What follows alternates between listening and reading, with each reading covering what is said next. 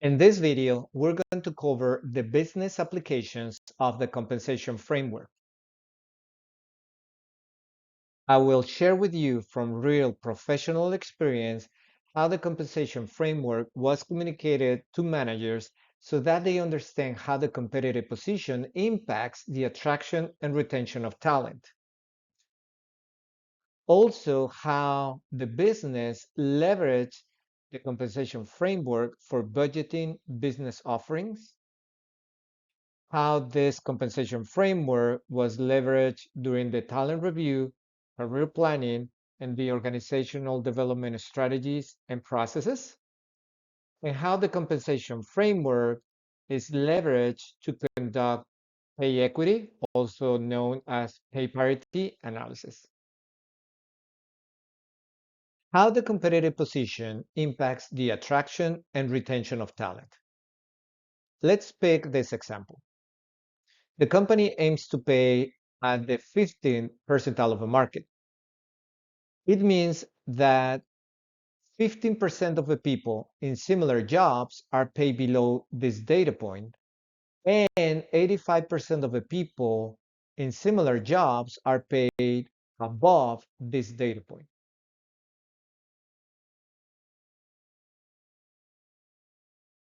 Based on this competitive position, one interpretation can be that the company is going to be able to attract only 15% of people in similar jobs because they are the ones paid below where the company aims to pay in the market. On the other hand, think about retention. 85% of the people are paid above this data point, meaning that there are companies out there willing to pay above the 15th percentile of the market. It could be interpreted as a flight risk of 85% for this company. There are multiple reasons why companies set in a specific competitive position. The most important is affordability. Can the company afford to pay at this level, at this level, at this level? As employees, we would like to be paid at the maximum of a market. But in real life, can the business afford to pay everyone at this level? This is why it is important for business leaders to understand the concept of competitive position and the impact on attraction and retention. I have seen leaders during my professional career asking HR for permission to pay employees above the targeted competitive position. This is another reason why it's important for leaders to understand the impact of the competitive position, not only on the attraction and retention of talent, but also on the company financials. If a company sets the competitive position based on affordability and the manager wants to pay above that targeted competitive position, it means that there's going to be additional expense related to salaries, which is going to have a direct impact on the company financials. One of the elements of the compensation framework is the leveling criteria. We know that we have different jobs at different levels, and each of the levels is going to have a criteria defined for that specific level. It can be this short, or companies can document additional criteria and information to describe what is required to be placed at that specific level for a specific role.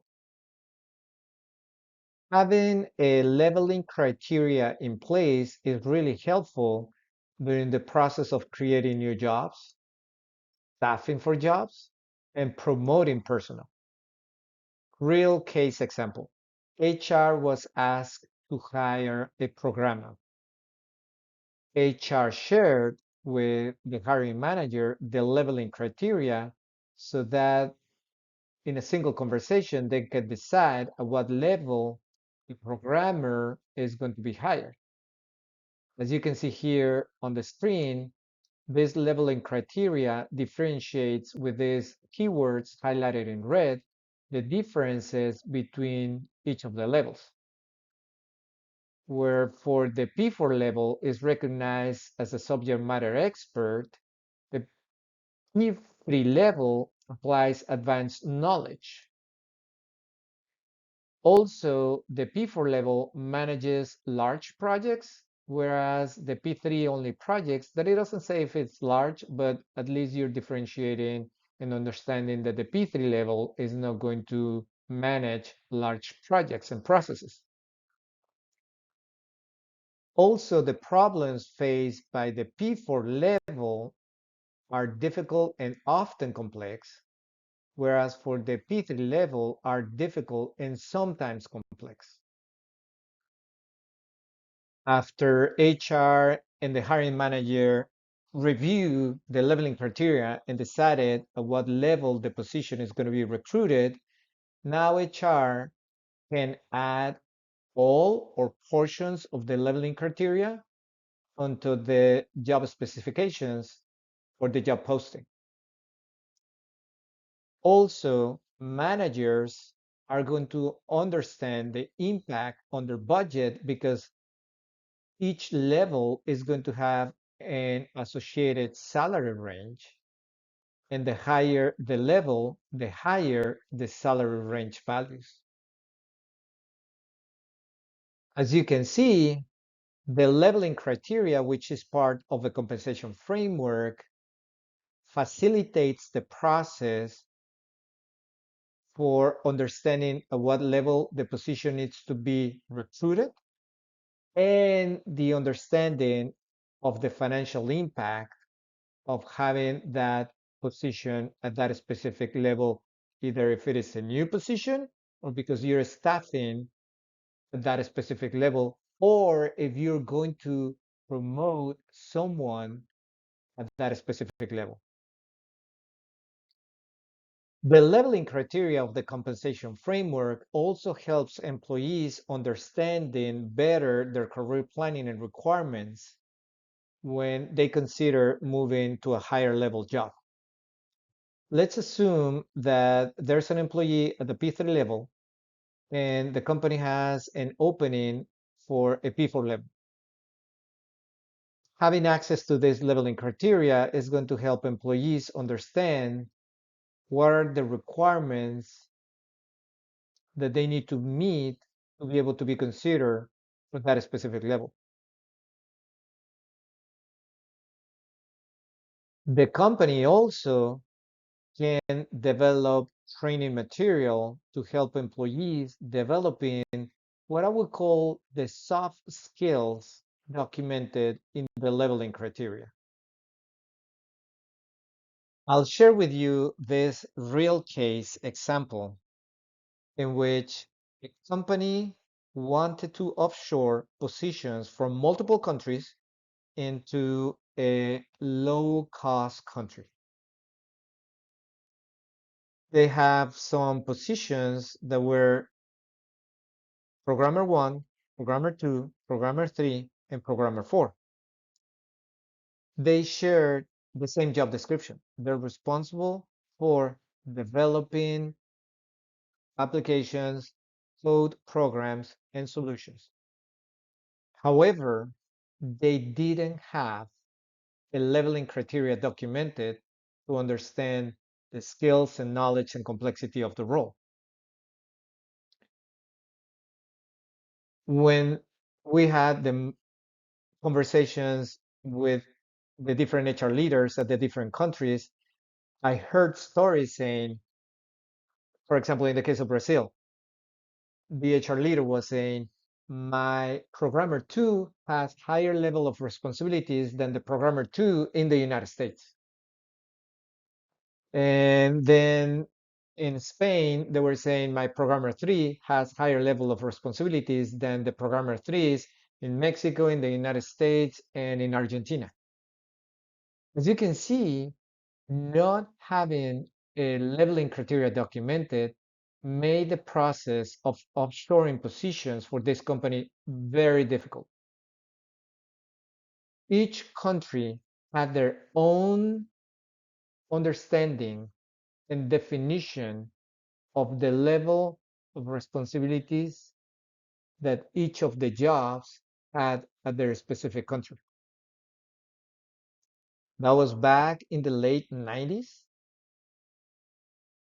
And of course, today, with this type of frameworks that companies implement, and if they're global companies, they decide to go global with the application of a compensation framework, they can document a leveling criteria that applies across the globe, which is the right thing to do. Actually, if you look at the salary surveys and they look at their job catalog and the leveling criteria, that is exactly the same regardless of the country. That's what this company, which was looking into offshoring positions, should have had in place from the very beginning to facilitate that process. Again, this is an example of how the leveling criteria of the compensation framework, it's not only an HR program or tool, but it can be leveraged as a business tool, like in this case, this company, for offshoring positions. One other business application that I saw for the compensation framework was a couple of companies in which the finance team decided to use the salary ranges by job and level to calculate internal and external billing rates. They also were able to calculate projections for the cost of labor by company, by country, by segment, by location, by the division, or even by function area. I saw this other application of the compensation framework in which some leaders said that they like the idea of having jobs and levels in place because they were able to analyze the shape of the organization. They were saying that they prefer to have a triangle or pyramid shaped organization because having a diamond shaped organization meant for them that they were not having a cost effective organization. The lower the level, of course, the lower the salary range, and the higher the level of the job, the higher the salary range. However, I also had a manager telling me that the best shape for their type of business was a Christmas tree, in which the base is for P1 levels or entry levels. And he was sharing with me that for the type of job that they did for customers, that they require individuals with already advanced knowledge. However, that he wanted to keep a pool of talent at the entry level and develop them to be ready to move to higher levels in case of the project grew or because they needed to backfill positions. Another example of how the compensation framework can be leveraged by leaders is in one company, leaders like the idea of having the jobs and levels in place because they were able to analyze the shape of their organizations. For example, one manager told me once that he preferred to have a triangle or pyramid shaped organization because for this manager, it was the most cost-effective organization, having more people in the bottom and less people at the top, because the salary ranges at the lower levels are lower compared to the salary ranges at the higher levels, and of course also the pay to the employees. He said that a non-cost effective organization, in his opinion, and because of the type of work that his function or business was doing, was a diamond ship organization. He said that is too fat in the middle. That is a non-cost effective organization for the type of work that we do. I saw another example, another leader who told me, in my case, based on the job that we perform, the best shape for my organization is a Christmas tree, in which at the base, I'm going to have all those entry level jobs, the P1s, because the type of work that we perform requires advanced knowledge. However, he wanted to have a pool of talent that he was developing for two reasons. One, in the event that the projects grow, he has the talent to be placed at the higher levels. And second, in the event of turnover, he was already developing talent to backfill positions. The talent review and succession planning process can leverage elements of a compensation framework. For example, to understand the company's current and future talent needs by job and level, successorship roles by job and level, and individuals who are identified as successors can be placed in development programs to ensure that they meet the targeted job, skills, knowledge, and experience documented in the leveling criteria. Elements of a compensation framework can also be included in the organizational development strategy and plans.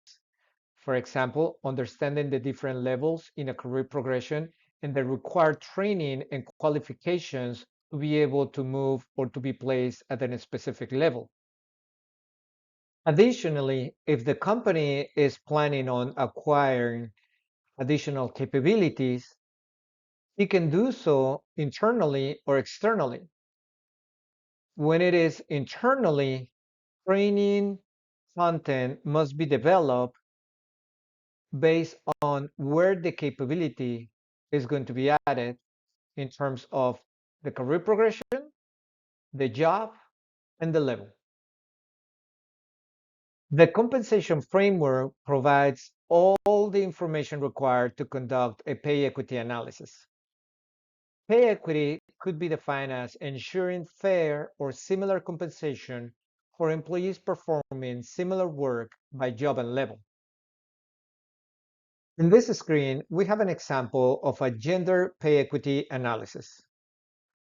We start by job and level, documenting how many females we have in that specific job and level, how many males, the average actual salary paid to females, the actual average salary paid to males, and the difference between those averages. The compensation framework is providing information that help us conducting an objective analysis because it provides information by job and level. And we can see on this table that we have job and level and the additional data elements, which is by gender. When I work on compensation initiatives or developing a program or a process or creating a strategy, I always keep in my mind the business application because HR is a business support function. We support the business and our HR strategies, processes, programs should support the business. For example, I don't want any of the HR programs to be perceived as HR is pushing me to implement it. I want the business leaders to pull it. I want them to say, I want to use this compensation framework, for example, as a tool to help managing better my business. This way, again, I'm replacing the pushing from HR with the pulling from the business, that the business is wanting to apply and implement such HR strategies. In summary, the communication should focus on making sure the business leaders or managers understand that HR enables the compensation framework as a tool to help them managing and scaling their business, not to be perceived that this is just another HR program. As you can see through the video, there are multiple business applications of the compensation framework. If you have additional questions or you need help building your compensation framework, feel free to contact me by phone or email or visit my website, lalorangel.com.